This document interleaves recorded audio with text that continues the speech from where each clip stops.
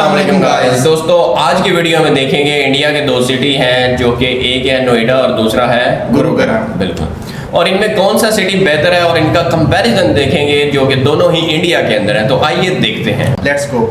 हे दोस्तों, कैसे हैं आप सब? उम्मीद करता हूँ भाई आप लोग अच्छे होंगे, बढ़िया होंगे। वैसे दोस्तों, क्या आपको मालूम है कि मिनी जापान के नाम से भारत का कौन सा शहर फेमस है, या मिनी दुबई भारत के किस शहर को कहा जाता है? गुरुग्राम या नोएडा, इनमें से कौन सा शहर बेहतर है? कैसा है यहाँ का लाइफस्टाइल? जानेंगे दोस्तों इन सभी सवालों के जवाब आज की इस वीडियो में। तो कहीं भी मत जाइए, यहाँ पर होने वाला है आपके दो फेवरेट शहरों का फुल कंपैरिजन। लेकिन वीडियो में आगे बढ़ने से पहले अगर आपने हमारे चैनल को सब्सक्राइब नहीं किया तो जल्दी से कीजिए और संग में बेल आइकॉन प्रेस करें।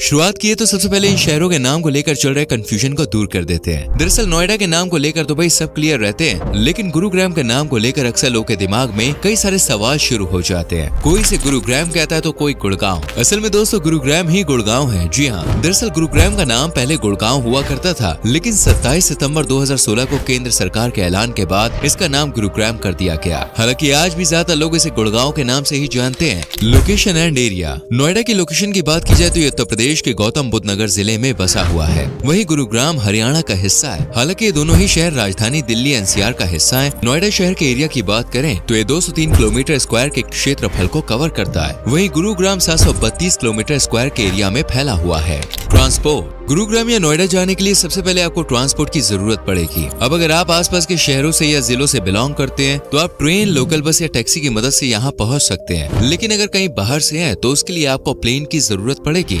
लेकिन गुरुग्राम में दोस्तों एक भी एयरपोर्ट नहीं है। यह भारत के उन शहरों में शामिल है जहाँ पर एयरपोर्ट नाम की चीज मौजूद नहीं है। लेकिन यहाँ दिल्ली इंदिरा गांधी इंटरनेशनल एयरपोर्ट गुरुग्राम के सबसे नजदीक है। यहाँ से आप टैक्सी या कोई प्राइवेट व्हीकल लेकर गुरुग्राम पहुँच सकते हैं। इसके अलावा गुरुग्राम के कमर्शियल एरिया से कनेक्ट करते हुए रैपिड मेट्रो सिस्टम भी है, जो 11.7 किलोमीटर का डिस्टेंस कवर करती हुई दिल्ली से कनेक्टेड है। टाइमिंग की बात करें तो रैपिड मेट्रो सुबह 6 बजे से रात को 10 बजे तक नॉन स्टॉप यात्रियों को उनकी मंजिल तक पहुंचाती है और किराया भी इसका बेहद सस्ता है। मतलब आप सिर्फ 20 रुपए में रैपिड मेट्रो की सवारी कर सकते हैं। बात अगर नोएडा की करें तो यहाँ ग्रीनफील्ड इंटरनेशनल एयरपोर्ट है, लेकिन फिलहाल ये कंस्ट्रक्शन मोड पर है। बट दोस्तों तैयार होने के बाद ये देश का सबसे बड़ा इंटरनेशनल एयरपोर्ट बन जाएगा। इसके साथ ही नोएडा में पॉड टैक्सी चलाने पर भी काम किया जा रहा है। बाकी यहाँ metro system, taxi, auto, e rickshaw और प्राइवेट और पब्लिक बसेस भी है। आपको बता दें ट्रांसपोर्ट के मामले में नोएडा ज्यादा महंगा नहीं है। मेट्रो से सिर्फ 10 से 20 रुपए और टैक्सी वगैरह में आप पर डिपेंड करता है। हाउस। दोस्तों नोएडा में अगर आप किसी मकान, फ्लैट या पीजी पर किराए पे रहते हैं तो उसके लिए आपको 3 से 4 हजार रुपए आराम से देने पड़ सकते हैं महीने के। जबकि अगर आप थोड़ी चीप जगह पे हैं तो वहाँ पे आपको 2000 रुपए देने में भी बात बन जाएगी। एंड 1 BHK के फ्लैट की बात करें तो नोएडा में इसकी कीमत 13 लाख रुपए से शुरू है। जबकि सर्कल रेट की बात करें तो यहाँ पर 32,000 से 55,000 रुपए वर्ग मीटर तक सर्कल रेट तय की गई है। गुरुग्राम दोस्तों रहने के लिहाज से नोएडा से थोड़ा महंगा है। यहाँ पे आपको किराए पर रहने के लिए 4 से 5,000 तक आराम से पे करने पड़ेंगे, जबकि पीजी कभी कभी इससे भी ज्यादा की वसूली करते हैं। वहीं फ्लैट या अपार्टमेंट की बात करें तो गुरुग्राम में सर्कल रेट 53,800 के करीब है। हाल ही की रिपोर्ट्स की बात करें तो अब ये रेट बढ़कर 70,000 रुपए तक कर दिया गया है।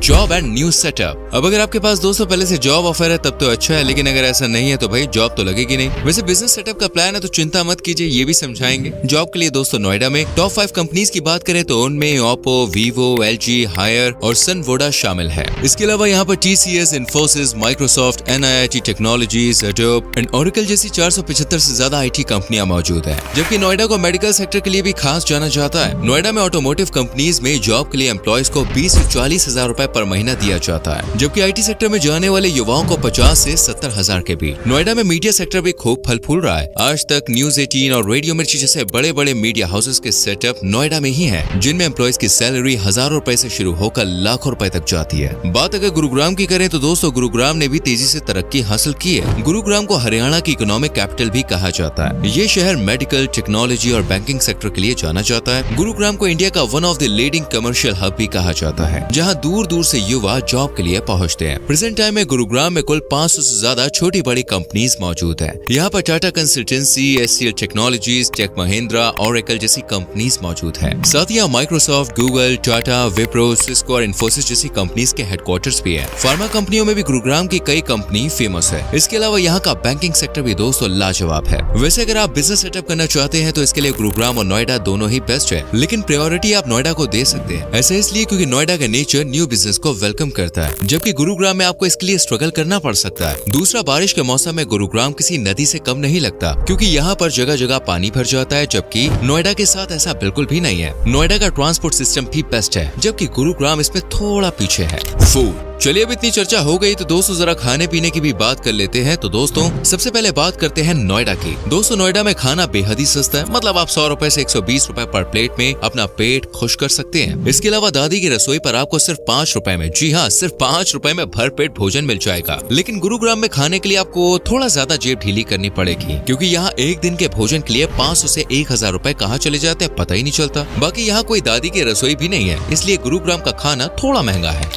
मार्केट, अब जब हम किसी शहर में दोस्तों पहली बार गए हैं तो वहाँ के मार्केट के बारे में भी थोड़ी सी नॉलेज होनी चाहिए। तो नोएडा में खरीदारी करने के लिए सबसे सस्ती और अच्छी मार्केट है इंदिरा मार्केट। यहाँ पे आपको किचन के अलावा दूसरी रोजमर्रा की चीजें बड़ी आसानी से मिल जाएंगी। बाकी शॉपिंग जम के करनी है तो आप नोएडा के सबसे बड़े मॉल ऑफ इंडिया में जाकर कर सकते हैं। वैसे गुरुग्राम में शॉपिंग के लिए आप सदर बाजार को पकड़ सकते हैं, जहाँ पे आपको किचन से लेकर फर्नीचर, कॉस्मेटिक से लेकर कपड़ों तक सब कुछ काफी किफायती दाम पर मिल जाएगा। बाकी अगर पैसों को उड़ाने की खुजली है तो आप गुरुग्राम के सबसे बड़े मॉल एम्बियंस मॉल में जा सकते हैं। पॉपुलेशन बाय रिलीजन, दोस्तों सबसे जरूरी फंड है, इसलिए हमने सोचा क्यों ना ये पॉइंट भी ऐड कर लिया जाए। तो नोएडा में बेसिकली सबसे ज्यादा हिंदुओं की संख्या है, 86.86% हिंदू, 8.55% मुस्लिम, 0.86% क्रिश्चियंस और 1.11% सिख नोएडा में रहते हैं। वहीं गुरुग्राम में आपको सबसे ज्यादा हिंदू देखने को मिलेंगे, जिनका परसेंटेज 91.88 तक है। वहीं सेकंड नंबर पर इस्लामिक लोगों का गुरुग्राम में बोलबाला है, जो 4.57% है। इसके अलावा 0.95% क्रिश्चियन, 0.79% जैन, 1.60% सिख और 0.9% बौद्ध धर्म को मानने वाले लोग हैं।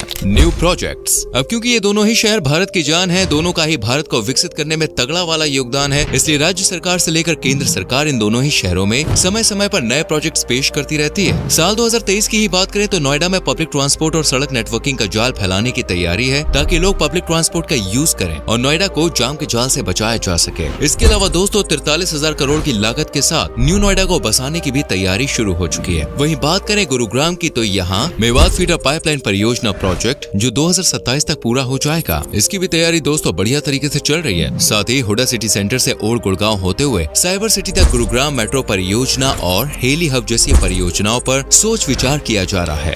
निकनेम, चलिए अब आपसे शुरू में पूछे गए सवालों के जवाब देते हैं। सबसे पहला सवाल था कि मिनी जापान के नाम से कौन सा शहर फेमस है। दोस्तों मिनी जापान और किसी शहर को नहीं बल्कि आपके फेवरेट नोएडा शहर को कहा जाता है, और इसी टैगलाइन मिली है यहाँ की ऊंची ऊंची बिल्डिंग्स, हड़बड़ी में भागती भीड़, एक से बढ़कर एक जॉब अपॉर्चुनिटीज और ग्रीनरी की वजह से। आपको यकीन नहीं होगा लेकिन दोस्तों नोएडा आईटी सेक्टर में आगे होने के साथ साथ ग्रीनरी में भी काफी आगे है, जबकि गुरुग्राम हरियाली के मामले में थोड़ा पीछे है। लेकिन भागती जिंदगी के साथ कदम से कदम मिलाकर चलने वाले गुरुग्राम को भारत का दुबई कहा जाता है, और इसके पीछे की वजह यहाँ का इंफ्रास्ट्रक्चर, भव्य इमारतें, चमचमाती लाइट्स और जरूरत पड़ने पर शांत एरियाज के साथ घूमने के लिए लाजवाब जगह है। अवार्ड्स, दोस्तों नोएडा को उत्तर प्रदेश की सबसे बेस्ट सिटी का अवार्ड मिला है। यह अवार्ड साल 2015 में एबीपी न्यूज द्वारा कंडक्ट किया गया था, जिसमें नोएडा को यूपी की सबसे बेस्ट सिटी बताया गया। इसके अलावा नोएडा को मीडियम कैटेगरी में 4 सबसे साफ शहर होने का अवार्ड भी मिला है। हालांकि अब नोएडा काफी गंदगी झेल रहा है। इसके अलावा ग्रीनरी को लेकर भी नोएडा कुछ अवार्ड्स अपने नाम कर चुका है। वहीं अवार्ड्स के मामले में दोस्तों गुरुग्राम थोड़ा पीछे है, क्योंकि इसे अभी तक कोई भी अवार्ड नहीं मिला है। बैडनेस, चलिए अब इन दोनों जगहों की तारीफ तो हो गई है, अब इनकी कुछ खामियां भी देख लेते हैं। दोस्तों गुरुग्राम वैसे तो लाजवाब जगह है, लेकिन रहने के लिए थोड़ा कम सेफ है, जिसकी वजह है यहाँ की हवा में फैला हुआ पोल्यूशन और इंफ्रास्ट्रक्चर। बारिश के दिनों में गुरुग्राम किसी बदतर गाँव से भी बुरा हो जाता है। वहीं नोएडा क्राइम के मामले में गुरुग्राम से आगे, यहाँ क्राइम रेट बढ़ते बढ़ते 64.60 तक जा पहुंचा है, जबकि गुरुग्राम नोएडा के मुकाबले इस मामले से काफी सेफ है।